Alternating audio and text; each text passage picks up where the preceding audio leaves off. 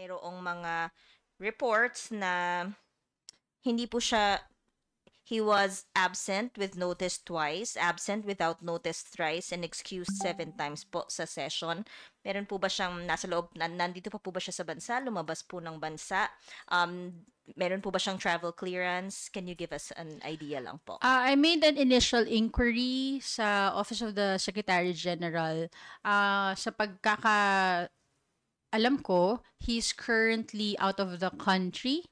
I understand he is nasa United States siya for medical treatment with appropriate travel documents.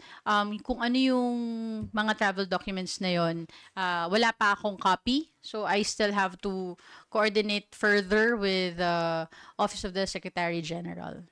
Ano po yung period nung kaniyang travel clearance from the house? Kailan po umalis? Kailan Wala po pa akong expected wala pa ako nung mga details tungkol dyan. I have to coordinate with them further to be able to get more information, and once I have that, I will of course share it with all of you.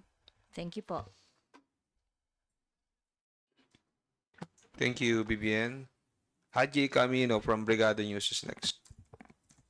Good morning po, Attorney. Follow up lang po sa question ni Vivian.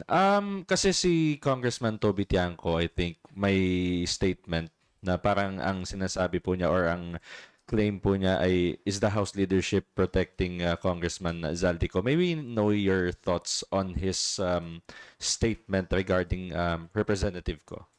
Well, wala namang ganong klaseng na galing sa House leadership, no? Ang tungkol dun sa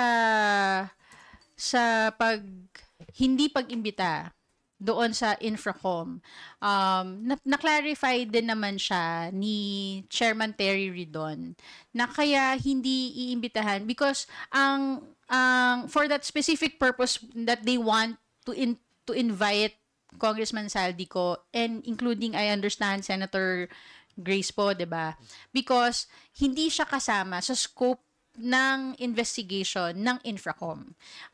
It was not relevant for the scope ng pag-uusapan ng Infracom. But it may be relevant in other venues, in other committees.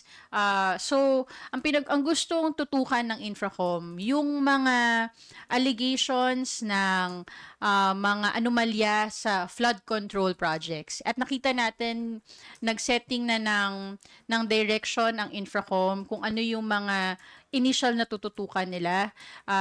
They wanted to prioritize the flood control projects that were tagged by the President himself as ghost projects. They started now with Bulacan. Yun yung una din naman na na-identify ni Presidente. So they are discussing that now. And I think for the next hearing, yun pa rin na mapag-uusapan. So kung ang pag-uusapan ay yung anomalya sa flood control, hindi nararapat pa si Congressman Zaldico at na masama doon sa pag-uusap na yon. Pag mapag-uusapan yung mga insertions, doon siguro magiging relevant yung presence ni Congressman Zaldico. Yun ang explanation ni Chairman Terry Ridon.